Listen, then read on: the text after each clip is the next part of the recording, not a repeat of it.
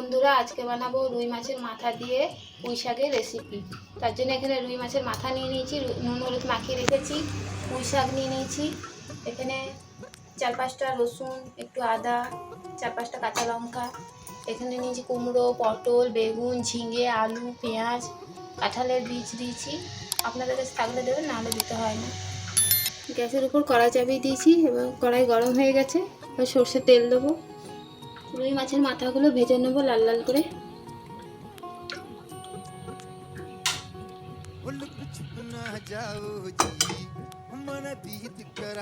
তেল গরম হয়ে গেছে, রুই মাছের মাথাগুলো দিয়ে দিচ্ছি। একটু টুকুট করে ভালো করে লাল লাল করে রুই মাছের মাথাগুলো ভেজে নেব।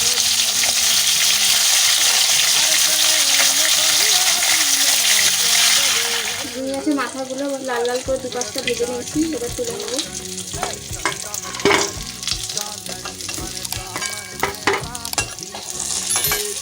ফোড়নে দিয়ে দেবো তেজপাতা, দুটো শুকনো লঙ্কা, 5 ফোড়ন, আদা রসুন কুচিয়ে রেখেছি, কাঁচা লঙ্কা দিয়ে দেবো।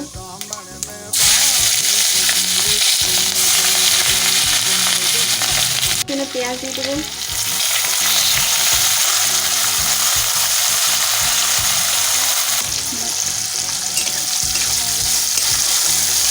পেঁয়াজগুলোকে একটু ভাজা ভাজা করে নেব। ভাজা ভাজা হয়ে গেছে, এবার সবজিগুলো একে একে সব দিয়ে দেবো।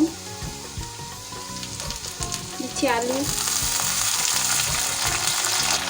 কাঁঠালের বীজ, কুমড়ো, পটল,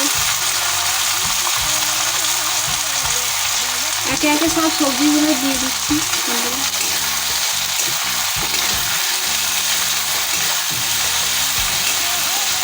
ঝিঙে, বেগুন, সব সবজিগুলো দিয়ে দিয়েছি বন্ধুরা। এবার ভেজে নেব।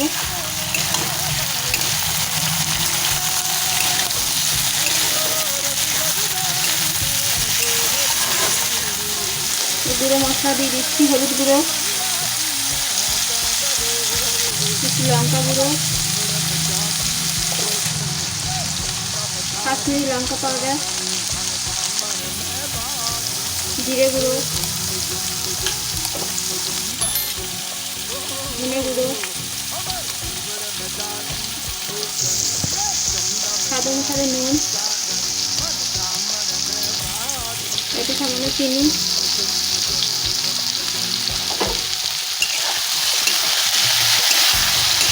আমি ভালো করে নেড়ে ফেলে নেবো মশলাগুলো দিয়ে। সব মশলাগুলো দিয়ে একটু নেড়ে ফেলে নিয়েছি, এবার ঢাকা দিয়ে দিই।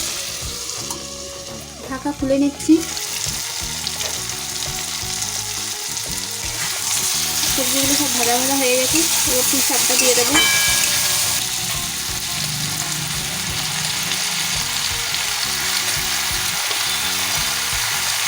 পুঁই শাকটা দিয়ে ভালো করে নেড়ে ফেলে নেবো।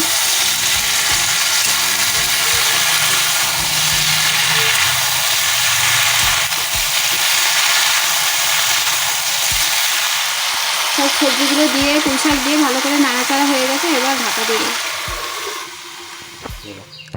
ঢাকা খুলে দিচ্ছি। ঢাকা চাপা দিয়ে সিদ্ধ করতে দিয়েছিলাম, সবজিগুলো ভালো করে সিদ্ধ হয়ে গেছে বন্ধুরা। এবার মাথাগুলো দিয়ে দেবো। মাথাগুলো দিয়ে ভালো করে মিক্স করে নেব।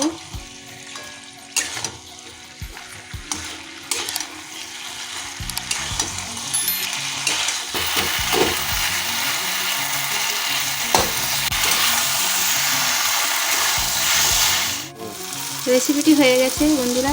রেসিপিটি যদি ভালো লেগে থাকে অবশ্যই লাইক, শেয়ার, সাবস্ক্রাইব এবং কমেন্ট করে দেবেন। ধন্যবাদ।